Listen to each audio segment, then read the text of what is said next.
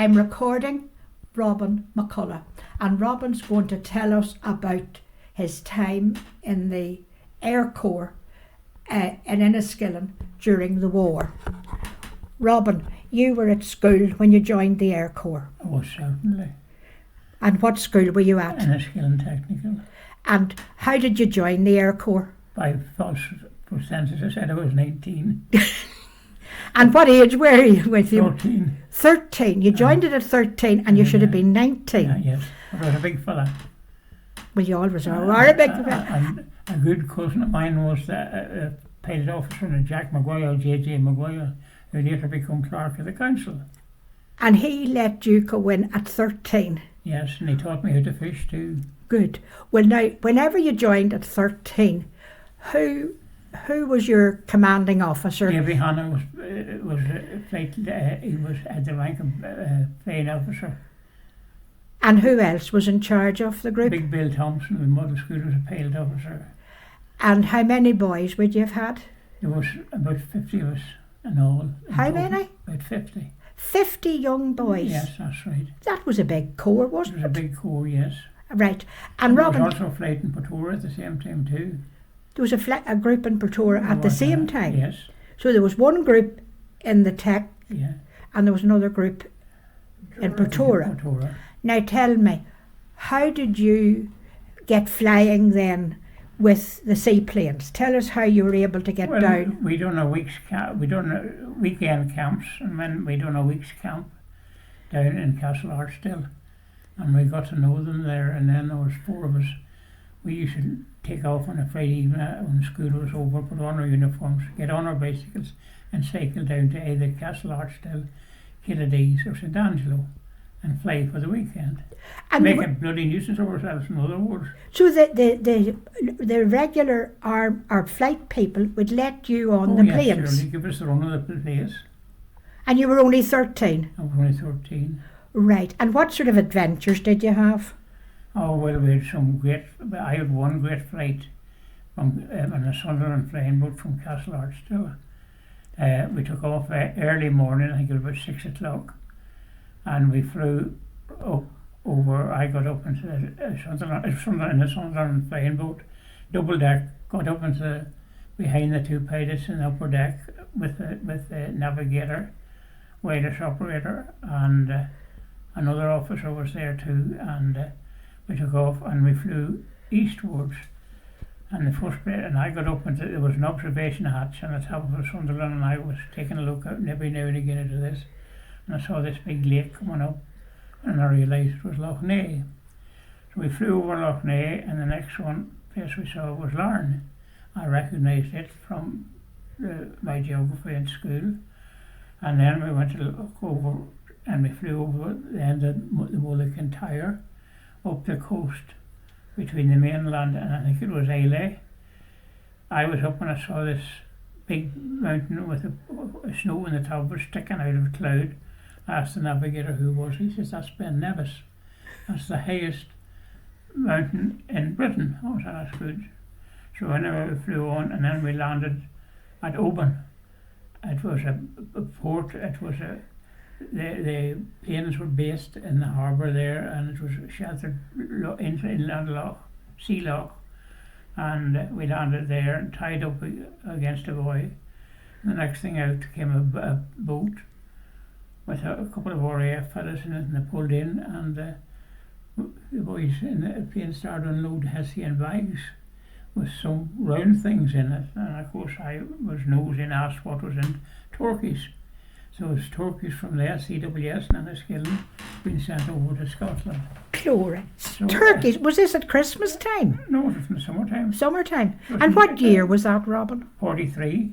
1943. Because my brother knew about the flight, and he said in a letter home that he was in the RAF, that he must have enjoying himself. And Jim was killed in 43. Your brother was killed? Yeah, in 43. He was flying Halifax, rear gunner in Halifax. And where was he killed? Over Europe? Oh, we're coming back from Germany. Right. They hit a hill coming into land in Northern England, Yorkshire. Well, was your mother and father not very worried about you and what you were doing, going out, or did they know you were out in the flying They knew boats? quite well. My father signed for me permission for me to fly. Right. No trouble. I asked him for permission. He just took out his pen and signed my flight log. Right. Now tell me, that was your one trip up to Oban. Did you get any other trips in the boat? That didn't finish there. Did it not? No, because there came another boat out then. Right. And these nice square boxes was unloaded, 24 of them, from the local distillery. 24 boxes? 24 boxes. Of what? Well, they would have come out of a distillery. I didn't.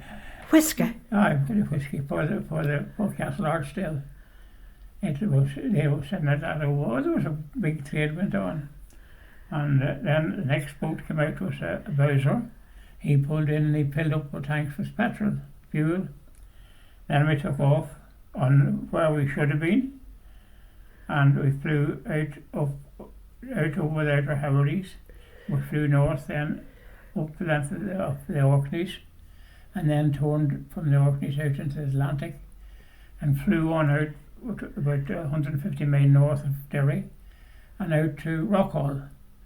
And we circled round Rockall, and then we were going south from Rockall towards Mayo, and action stations were sounded.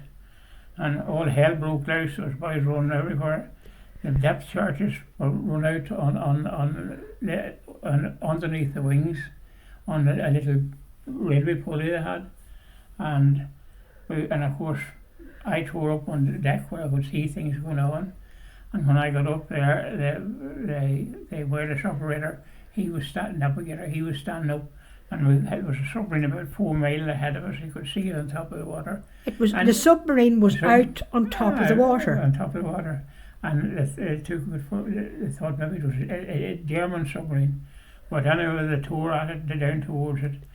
And then the flashing lights and the navigators, it's a British submarine, don't attack. And there was a British submarine on top of the water. Their communication system had broken down apparently. Right. So we circled a couple of times around it. And then I said, well, he says, the pilot said, we'll give them a bit of a run anyway. So he turned the plane down. He came down to about 40 foot off the water and made straight for the submarine. We came tearing at them at what was 200 and something miles an hour. The old Sunderland went at. And there was about 4 or 5 men on the conning tower. And they made a very rude sign at us. Well, boys, that was some adventure. So then we left that then and went right down to up Mayo and came back up over Sligo and over Ballyshannon. And in the corridor. And the interesting thing about Ballyshannon was that I was up in the tower and up in the lookout. As I said, that's the clock. I could see the time in the clock. What time is it? The navigator said. I mentioned what time it was. He said, third clock's still 20 minutes slow. So we came back in and we looked. We were 14 hours away altogether. My goodness. And did you ever have that story? Did you ever tell that story to anybody other than to this thing? No, well, I told it to 2 or 3 people. Right, but it's never been recorded? No. Right. Well, thank you very much, Robin. And you don't mind other people hearing the story? Oh, I don't mind who hears it. Well, that's great. Thank you very much. Now, Robin, had you any more stories to tell about being out on the boats, in the flying boats? Oh, well, we had a story one time, and it was from Killidees. We went down to the Bow Island in a bomb scow, 2 bomb scows. There was an RAF pilot in the bomb scow and boat, and there was one boat. A fellow called Jim Dundas was with me. Right. So we went down there and we loaded 24 depth charges onto each bomb scow. And it left up into the lock? No, into the boat. Oh, into the boat. Sorry, I should have said the bomb scows were a boat that, like a long boat with a frame, wood frame inside that you set the depth charges in. Right. and they were loaded out on the So they were the way you brought the bombs and depth charges out to the planes. I brought them out up to Castle Archdale. You're right. Or Killidees to the armoury there, and So the bomb store was on the Bow Island? No, the bomb store was at Evanstown at the deer park, the big deer park just near Evanstown. Yeah. There was a road round it, and there was built-in bomb for blast. No, this they were like round Nissen huts, but they were covered with clay. Right round. There was a circular road right round it. Right. I think there's some of them still on it. Yeah, I heard somebody talk, but I thought they talked about a bomb store or something at the Bow Island, but I don't know what that was. Well, there could have been a bomb store there, but there was very little stuff there. But it was just more at Irvinstown. A bay where you loaded. Mm. So we were coming back up again anyway, and the RAF boys said, "Well, you boys take that boat up." So we were. Jim was after a good pilot, and he was on the. And I was looking about. We were coming up the lake, and this funny plane landed. And it had no floats, but it had little stub wings. And we, of course, started to rake through our aircraft recognition, and we discovered that it was a Boeing flying boat, and it landed up off McCullagh Island, tied up to the buoy, and of course we motored in, and we got chatting, and there were army girls in it, and they came out, and one said to me, she said to me, "What age are you?" "I'm 13. 13, she says. "They haven't even went to high school back home." And they were Americans? They were American girls. Well, were they flying the boat in? Or the flying boat in, coming in from America? They were coming in from America. And they gave us, I always remember bananas, and we hadn't saw bananas for a long time. And they gave us packets of Lucky Star cigarettes. It was great acid and we smoked that. We tried. And bananas? And bananas. Right. And lifesaver sweets that was circled round with a hole in them. Like polos? Like polos. Right. And we were then by the camp and we got back. But the next thing you know, the boat whizzed in one of the big boats. And we were told very quickly to get the hell out of there with that bloody load of ammunition there. That went up. It blew up the whole bloody place. You had forgotten it all, the depth charges. We didn't say it, we didn't mention them. So, and we went on up to Killidees. Another wee story about we had a load one time, that was later. There was depth charges coming up, and they were on the pier at before you go to the manor house on the left hand side. There was a magazine there, and we were unloading, and one of the depth charges started to roll, and it rolled out, and as it rolled, everybody cleared, and we rolled, and it railed and fell off the bottom of the plane into the water. Years and years and years after I got married, 54, and the lock was low, and I remembered about this depth charge, and I went down and it was still there. So I didn't know what to do, and Sergeant Blair was in Ballinamallard, and Sergeant Blair came down and saw it. Oh, he said, "We have to keep quiet about this, we'll never tell nobody about this." He sat talking to the Navy boys in Derry, and they came down and removed it on the quiet. Right. They said Sergeant Blair was very quiet, but whether he kept it recording or not, I don't know. Right. So that was the depth charge that rolled off in the 40s. Well, that was a great one. And you were in the cadets for how long? I was on 3 years in it. 3? To the end of the war. Right. And at the end of the war, we were disbanded. We weren't needed. We were surplus to requirements.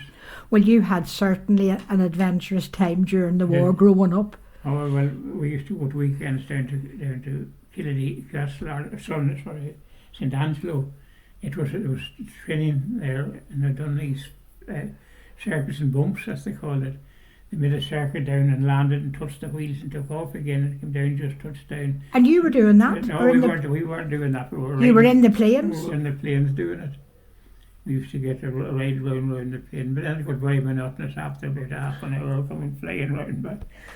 Was that just practice for the pilots? Pilots coming in. What sort of planes were they? They were, let me see, I'm not quite sure what they were. Mosquitoes? No, the mosquitoes too. They were like Blenheims or something like that. Right. I forget what they were now. Right. Well, that's great. I mean, I flew from Eglinton in Derry, and I flew from Limavady, Ballykelly in Wellington, and the one I flew from was a Stinson Reliant. It was a small biplane, and the pilot was an ex-Battle of Britain naval officer.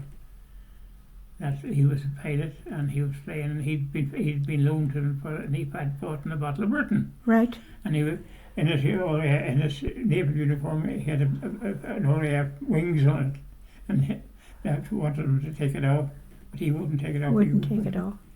No, he was proud of the Battle of Britain fight, I'm sure. He was. Well, you certainly had an exciting time, and I think it was worthwhile telling it, and that it'll be kept, hopefully now that Ken will get it typed up and keep it then, a record of your stories. That's a story on its own. Story on its own. Now, that's the end of one lot of your stories.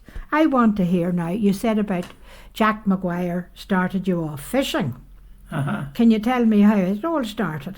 Oh, well, I fished with some of the RAF boys and done a bit of pushing down the loch and cross-lining and all sorts of carry-on. But that's some of them taught me, and some of the Terrans were quite good at it too, all sorts of carry-ons.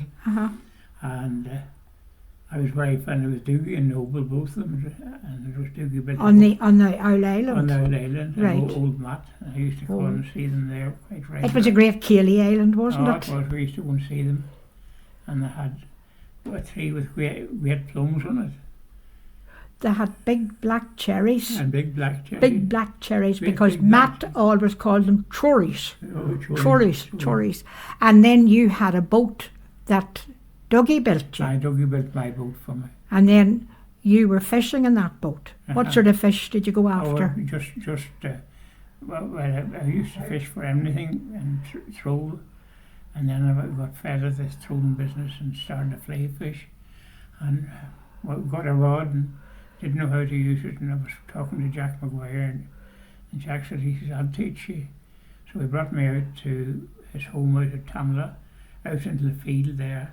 And he brought a book with me. He put a book under my right arm, and he says, now start to cast. So he taught me how to cast. Did you had the book under your arm, but you hadn't to let the book drop? Yes, I had to use it. That's the way he taught me how to fish it. Right. By wrist movement only. Right. Forearm. And were you a good fisherman? No. Did you?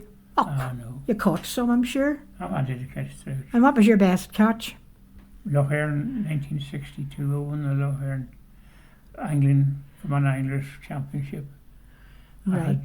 I think it was four fish, 4 or 5 trout. That was when there was fish in the Yeah. No fish in No fish now. Right. So you were a member of the Loch Erin angling group? Aye. Right. Do you still like to wet a line? I still like to wet a line, surely. Good. And would you eat all the fish you caught? No, put them back. I got a wee smoke when I used to smoke an odd one. Right. But I generally give them away. Right. And it was only trout. Would you ever catch pike or any other type? No, I never really was interested in pike. Only when I was starting to fish, first of all. I used to fish for pike in little land lakes. Right. Whereabouts in the loch will you fish? Where was your favourite place to fish? The lower lake. Right. From about Little Paris down, right down the Maho and right down to the lower end of the lake. Is that the part they call the gardens? Down to the gardens. Down to the gardens. Would you have your boat? Would you take the run down on one day, or would you take a couple of days over it, or would you camp out or do anything like that? We never camped out. We trailered the boats. There was 4 of us in 2 boats, and we trailered, and we used to fish for a week or 10 days, and do the cooking on the lake. And we had mobile phones, and we used to talk to each other. You had mobile phones? Why, later. Oh, later. Well, not right. at the start. And so that was your favourite part to fish? You never fished the rivers or anything like that? Oh, I fished in Rutland for Ulster one time. You fished where? In Rutland, over in Southern England. Right. And I got 3 trout in it in the competition. Good. For my anglers didn't win it. Right. But you were there? We were there. Good. It was the final of the Benson and Hedges. We won the garrison contest. The club contest. There was about 6 or 7 of us. Right. How many people would have been in a boat with you when you were fishing? When you went out, did you just use oars, or had you an engine, or how did you start off when you started fishing? When I started fishing, I had a seagull engine, and we used to throw going slowly. So I got fed up with this throwing business as larks. So then I started to fly fish, and fly fishing, we always drifted the boat. Yeah. Well, did you use dry flies, or did you use mayflies, or what sort of flies did you use? Any sorts of flies we could find out that it was catching fish. Good. No flies in you, Robin? No. No flies in you? Oh, there was, yes. Well, have you any stories of the lake, of the good times and the crack you had? Oh, and there's one lovely story. We built a boathouse down at Drumbad Mean down in the lower lake, and we were having trouble getting down to it. And there was a lady who owned it, and she said, "You walk away, boys, put a lane down it." So we started with voluntary labour to build a road down to it. We made a road down to it. And old J.N. Carson, right, who owned the quarry at Ballinacoo, sent to give us, I think it was 7 loads of stones for the road, which made a great job down. And Billy Maxwell, the chemist, right, he was a great fisherman. Remember Billy? And then there was a Dr. Polden and a Dr. Sweeney and Joe Flanagan and 3 or 4 others. And there was a wee thing called the Half Pint Club. And the Half Pint Club was in the Imperial Road to Cellar Bar. And the rules of that was you met every day at quarter to 1. You bought your own half pint, you drank it, and you cleared home at 1 o'clock. And where was this then? In the Cellar Bar in the Imperial Hotel. Right, so you're a very nice, polite place to meet. The Cellar Bar and the Imperial. And old J.N. Carson used to come there once or twice a week. So but anyway, J.N. arrived in this day, and he says, "Billy, I have a bill here for you for £120 for the And Billy says, "Well, J.N., I haven't got it." He says, "Because I've only £30 in club funds." So there was a bit of a row. Carson got very snooty about it and said he demanded the money, that he had his accountants come and he wanted the money in his bank. So you thought you got a thank you job, just a wee present of all these stones. So Billy eventually got over, and he says, "Well," he says, "I'll give you my own cheque for it." So Billy got out his cheque, wrote a cheque for £120, he handed it to Carson. Carson took a look at it, and he smelt it, and he sat down on the table, and he took a look. So then he lifted the ashtray, he set the ashtray on the counter, and set the cheque in it, took out a box of matches, struck a match, and bought Billy's cheque. Before that, he had signed paid with many thanks on the hand of the bill. It was just we have Carson taking a rise out of Billy Maxwell. Oh, so we didn't really want he didn't want the money at all, he just wanted to start an argument. Oh, that was a bit of a rascal. Good, so you actually got the road in for nothing. That's we got, we did. Sure we did. And how long did that club last for down there? It's still going yet. Is it still going yet? There's 100 members and 20 outside members that are waiting to get in.